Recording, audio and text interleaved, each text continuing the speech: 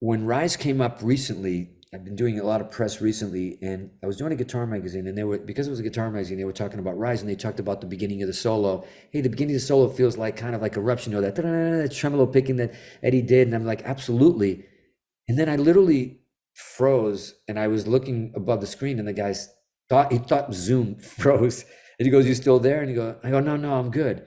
And then it hit me that the day I was recording, like the math that crashed on me, and the day I was recording that solo for Rise, I record everything on my own, and I don't like I think I mentioned earlier, I don't like any assistance, anybody in the room. I really black out when I kind of record my guitar stuff. I like to be like emotionally in that headspace. I try not to be too technical and, okay, let's get this right. I stand up like you see in the video, and I try to rock the shit out and do a few passes and see what happened. And Gary knows this. Everybody knows this about me from all the old records. Everybody goes home. Leave me alone. Don't walk in. Don't ask me for a cup of coffee. Don't ask me if I'm okay. And all of a sudden, my phone's blown up. I'm up in my studio. This is my living room. I'm upstairs in my studio. We recorded at 6. And it's Gary, and he's calling me. And he said he was going to lunch, but he knows better than to call me while I'm playing. As a matter of fact, that was the first time Gary's called me in 3 years, I think. Let's just get that out of the way. But all of a sudden, he's calling me again. I'm not answering. Then he starts texting me, and I'm literally playing the solo to Rise that is on that album right now, in that song. And I just had played, I remember it was the end of it, because it was just something I went for in that part where it's kind of quick and I'm doing this thing. And I'm like, fuck, I like that. Whoa. Like, everybody thinks I calculated. I'm like, no, what is that? What did I just do? You know, just out of feel. So I'm kind of trying to figure out almost what I did, you know, like what was that thing that was inspired by what we were talking about, the rhythm section. That texts me again. I'm like, motherfucker. I grab my phone. I'm like, dude, leave me alone. And he says, no, you got to come down now, the front of the house. Somebody's here to see you. And I'm like, no, I'm not coming. I'm recording a solo. It's like, come down now. So I'm like, Jesus Christ, like Gary's never like reacted like what's happening. It takes me a while. My house is weird in Hollywood. It's like, it's not a big house, but you got to, it takes a while to get down from my studio. I get down, I open the door, and I'm about to yell at him, and it's Edward. And Edward's out there. Yes. And this was just not too long ago. This is around 2019 when, we were finishing up the album. And all of a sudden, I'm like, okay, that's a good reason. And Edward's like, what's up, man? Big hug, big kiss. We talked for a minute.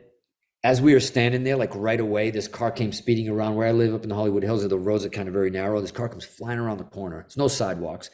And this guy all of a sudden passes us and going around the corner skids, turns the wheel, skids, stops the car's still running, and gets out of the car and runs over and sees me and Edward, and he just bows down. He literally gets on his knees and he's like this, and he's bowing. I'm sure it was for Edward, not me, but like he probably thought he was fucking seeing things. And he's just like, what is happening? He goes, hey, Edward, hey, Nuno. And then he got in his car and he left. Didn't ask for a photo, didn't ask for an autograph, just wanted to come out and just acknowledge that he was seeing what he was seeing. So that happened as well, which is nothing to do with the story.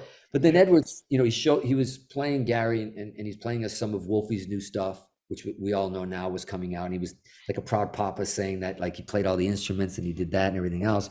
And then he said something really cool. He was like, hey, just between us, I'm like, I want to let you know, like Van Halen's coming back. And we're going to go out the way we came with Michael. We're planning a run and we're going to go out the way we came in, like a farewell tour, but like do it old school. And I'm like, amazing, overdue, way overdue. He was even saying, I'm like, Wolfie's the one who's like, he's reaching out to Mike. It was like a really cool fucking thing, right? And then he's like, well, what about the new album? Gary told me you guys, it's a pretty, sick album. And then he goes, I got to hear it. And I'm like, the Virgo in me and the idiot is like, no, it's almost there, but I want to play it for you. And which I'm regretting now for obvious reasons, instead of having come up and listen to whatever the Rise solo was then or whatever it was, because it was very inspired by him as always. He goes, all right, I'll come back. Let me know when it's done. We'll come back. Gary, take care. Big hug. Goodbye. And of course, he never made it back for obvious reasons because he passed away shortly thereafterwards. It was that day. It was that day that Rise, it was so weird that I kind of not blocked it out, but I just forgot.